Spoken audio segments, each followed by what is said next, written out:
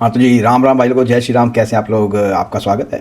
आज एक छोटा सा वीडियो बनाया है दो नल्लों की बातचीत का।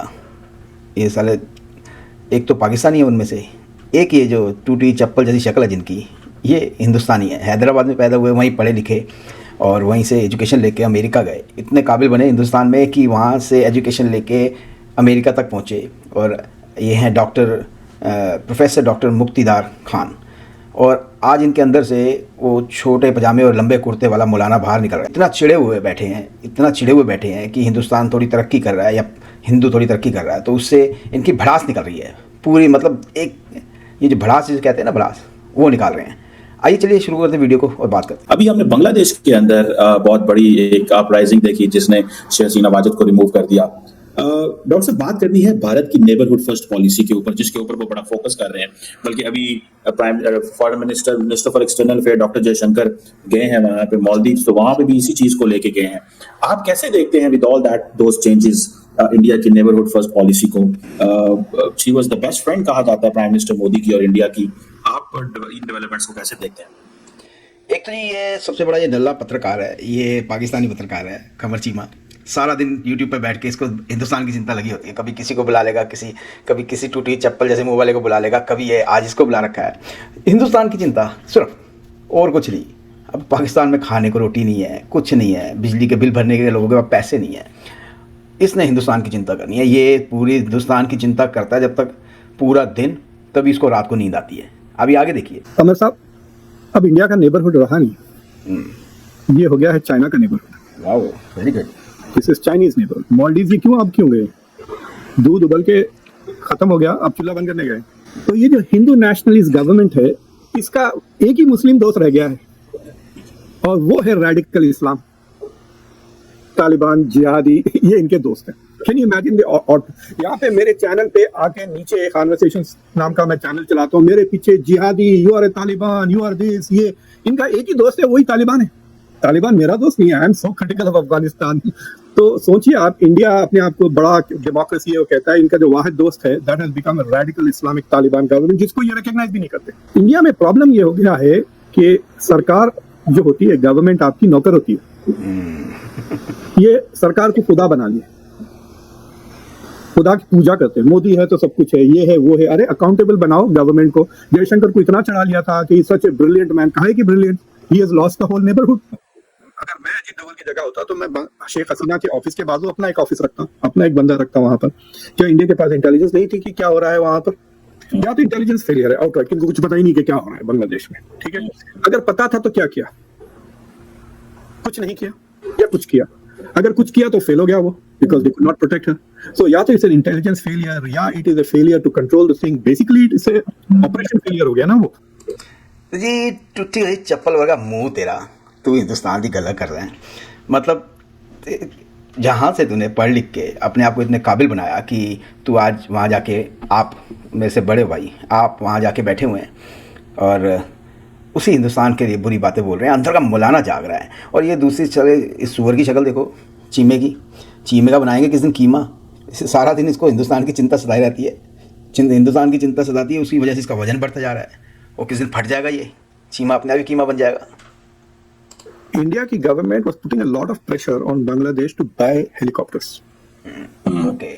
तो बहुत ही ज्यादा कॉन्स्टेंटली ये चीज मुझे पता चली कि when India interacts with these smaller countries, इन पे बहुत दबाव डालते हैं कि आप हमारे से हेलीकॉप्टर्स खरीदें, ये खरीदें, हमारे jet fight, because Modi wants to show कि हम आत्मनिर्भर हो गए हैं, डिफेंस मैन्युफैक्चरिंग में कुछ ना कुछ एक्सपोर्ट्स तो हो यार, दुनिया के सबसे बड़े आर्म्स इंपोर्टर बन गए हो। They want to show some progress कि हम चाइना से कम्पीट कर रहे हैं इन आर्म्स सेलिंग।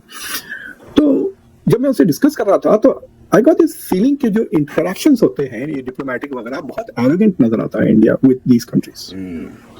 ये बात मुझे नेपालीज भी, लोग जो नेपाल के फॉरेन मिनिस्ट्री में हैं, उनसे भी पता चला कि बहुत ही एरोगेंट तरीके से बात करते हैं इंडिया। और आपने देखा जयशंकर तो वैसे भी उस तरह से बात करते हैं ना। उनके बयान स्मार्ट अलग जवाब देखिए। इट्स लाइक सेइंग कि आप क्रिकेट की टीम के कैप्टन है, प्रेस कॉन्फ्रेंस में आप बड़े बड़े जवाब देते हैं, जब बैटिंग के वक्त आता है आप जीरो पे बोल हो जाते हो।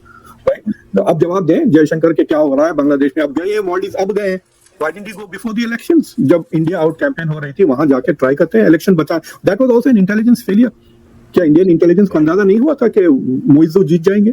like how come you don't know these things? अगर आप if you want to be a big player, then you should have the capacity to be big player. Big player खाली बड़े बातों से नहीं हो जाता. अगर मैं कह दूं मैं तो 300 बनाने वाला हूँ इस मैच में, फिर जाके 14 पे आउट होके आ जाऊं, तो it is like that. You have to have the assets, the capacity to do.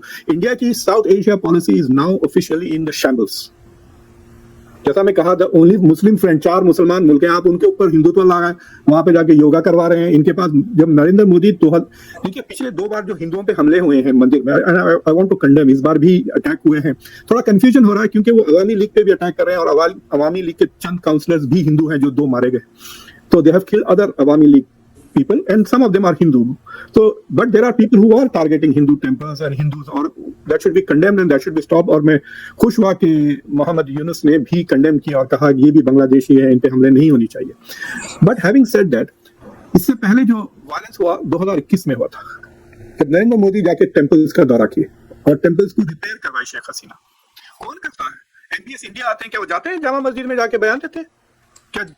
तो जी इसके अंदर का मौलाना इसलिए निकला हुआ बाहर क्योंकि अभी मुस्लिम कंट्रीज़ में टेंपल हो रहे हैं, योगा हो रही है. इसको इस बात की बहुत तकलीफ है, इसको बंदे को. टूटी हुई चप्पल वर्गा मुंह है तेरा यार, इतनी तकलीफ हो रही तेनू, इसके बवासीर सी हो रखी होगी, पक्की बात है. योगा हो रहा है, मोदी जा रहा है, मोदी जी जा रहे हैं, वहाँ पे टेम्पल्स खुल रहे हैं. इसके अंदर का मौलाना जा गया इस बात पे, आज ये बुराइयाँ कर रहा है. और कहाँ बैठ के? अमेरिका में बैठ के. अगर मैं तो मोदी जी से कहूँगा, भारत की सरकार से कहूँगा कि भाई इसके जैसे लोगों के वीज़े ना कैंसिल करें, ख़त्म करें. ऐसे टकल, फिर मैं वही कहूँगा टूटी चप्पल वर्गा तेरा मुँह है, हिंदुस्तान आके तू खुश होना है और फिर हिंदुस्तान को ही गालियाँ दे रहा है, हिंदुस्तान के लिए उल्टी उल्टी बातें बोल रहा है.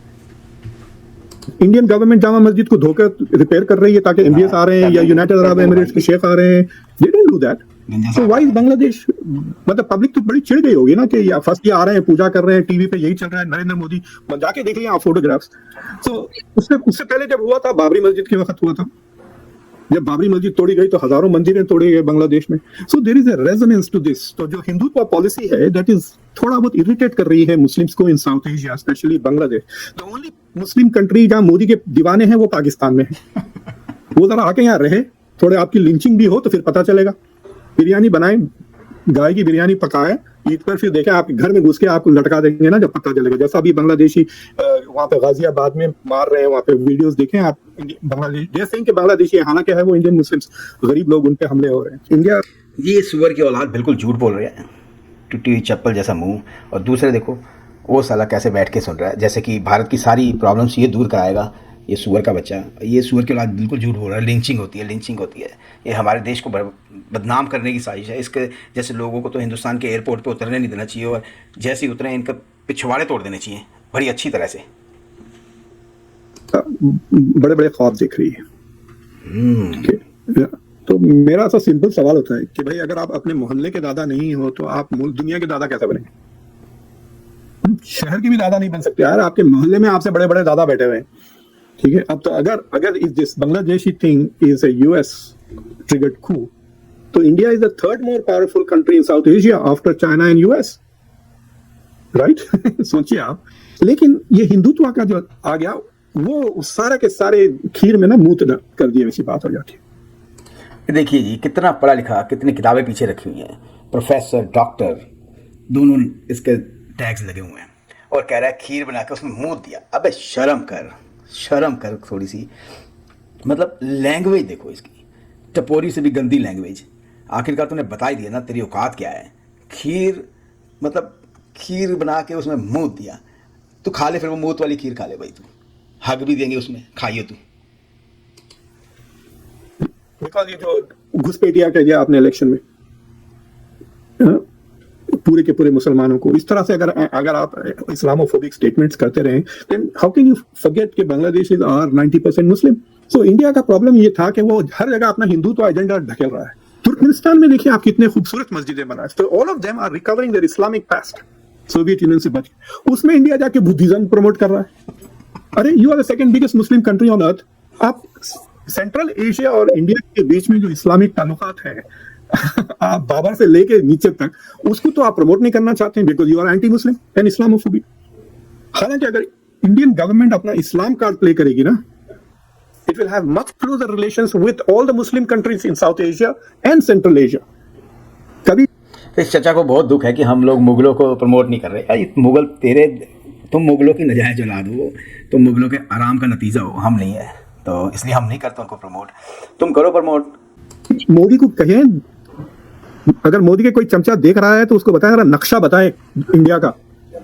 4 मुसलमान मुल्क है साउथ एशिया में, फिर इंडिया का जो सेकंड सर्कल जो बात करते हैं ना Jaishankar, first circle is friend, second circle extended neighbourhood is central Asia, वो पूरा का पूरा मुसलमान है। फिर जो थर्ड इनका सर्कल है यूएई, सऊदी अरेबिया वगैरह, वो भी मुसलमान है। निपुर शर्मा के केस में पता चल गया इनको। मतलब Modi moved on Nupur Sharma to preempt Saudi Arabia making a statement. अगर वो रुक जाते एक हफ्ता तो Saudi Arabia was also going to condemn Nupur Sharma के case.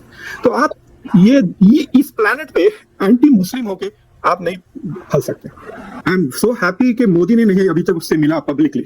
I don't know whether privately मुलाकात हुई या नहीं, but there are no photograph. That is a very smart move कि शेख हसीना के साथ अभी तक ना जयशंकर के फोटोग्राफ्स आए हैं ना मोदी के आए। अदरवाइज देखना आप उसका गुस्सा, वो बेचारा किसी मतलब बेचारा हिंदू कम्युनिटी के ऊपर वो निकाल लेंगे instantly. And the government of Dhaka will allow it. हाँ तो जी, वीडियो तो हो गया यहाँ पे ख़त्म। इस कंजर की आपने देखा, मतलब क्या कंजरपंती है। अंदर का जो मुलाना निकल के बार बार आ रहा है क्योंकि हिंदुत्व फैल रहा है।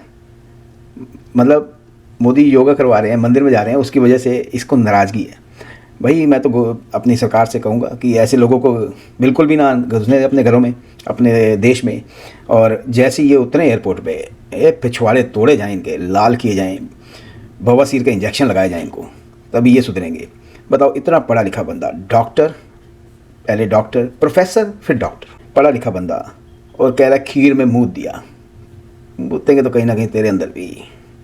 और ये साथ में जो बैठा है चुसा हुआ आम, नहीं चुसा हुआ आम नहीं है, ये सूअर जैसी शक्ल वाला, सारा दिन इसको हिंदुस्तान की चिंता लगी रहती होती है।